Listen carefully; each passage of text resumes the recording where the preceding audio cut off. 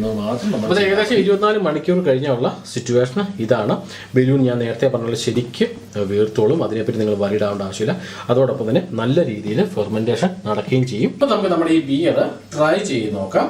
സാധാരണ നമ്മുടെ ലൈം ഉണ്ടല്ലോ, നാരങ്ങ, ആ നാരങ്ങയുടെ പീസ് ഇതുപോലെ ചെറുതായിട്ടൊരു പീസ് കട്ട് ചെയ്ത് എടുക്കണം. കാരണം വെച്ചാൽ അതൊരു പ്രത്യേക ഫ്ലേവർ കിട്ടാൻ വേണ്ടി നമുക്ക് സഹായിക്കും. ഇനി നാരങ്ങ ഇല്ലെങ്കിലും കുഴപ്പമില്ല, പക്ഷേ നമുക്കൊരു ടിപ്പിക്കൽ ഫ്ലേവർ കിട്ടാൻ ഇത് ഒരുപാട് സഹായിക്കുന്നതുകൊണ്ട് 2 പീസ് നാരങ്ങ ഇതുപോലെ നമ്മുടെ ഗ്ലാസ്സിലേക്ക് ഇടാം. ഇതൊരു ബിയർ ഗ്ലാസ് ആണ്. അങ്ങനെ ബിയർ ഗ്ലാസ് വേണമെന്നൊന്നുമില്ല, ഞാനിപ്പോൾ ഇട്ടു എന്ന് മാത്രമേ ഉള്ളൂ. അതിന് സാവധാനം നമുക്ക് നമ്മുടെ ബലൂൺ എടുക്കാം.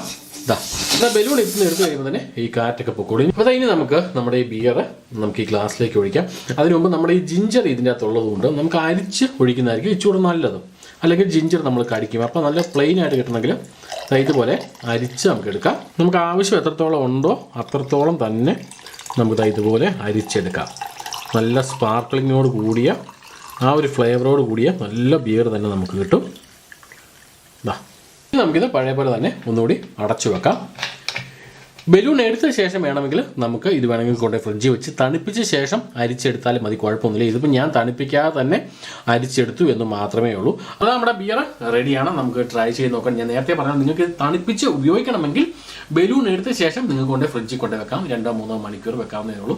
നല്ല രീതിയിൽ ചിൽഡായിക്കണം.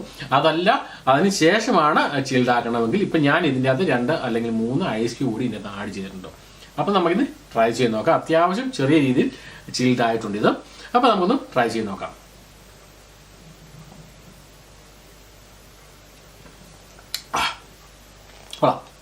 അത്യാവശ്യം സ്പാർക്ലിംഗ് ഉണ്ട്. ഓക്കെ, ബിയറിൻ്റെ ആ ഒരു രീതിയിലുള്ള സ്പാർക്ലിങ്. പിന്നെ അത്യാവശ്യം ഒരുപാട് ഫ്ലേവർ ഇല്ല, അത്യാവശ്യം ചെറിയ രീതിയിലുള്ള നല്ല ഒരു ഫ്ലേവറും ഉണ്ട്. പിന്നെ നമ്മുടെ ഈ ഒരു ലൈം കൂടി ഇട്ടേക്കുന്നത് അതിനൊരു ഫ്ലേവർ കൂടിയുണ്ട്. പിന്നെ പറയുകയാണെങ്കിൽ ചെറുതായിട്ട് ഒരുപാട് കിക്കൊന്നും ഉണ്ടാവില്ല, ചെറിയ രീതിയിലുള്ള മൈന്യൂട്ടായിട്ടുള്ള ചെറിയൊരു കിക്കും ഉണ്ടാവും.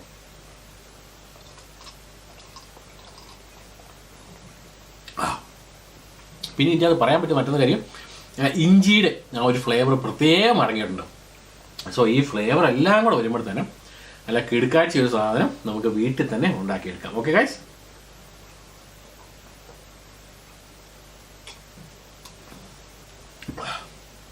നല്ല ഗ്യാസ് ഉണ്ട്.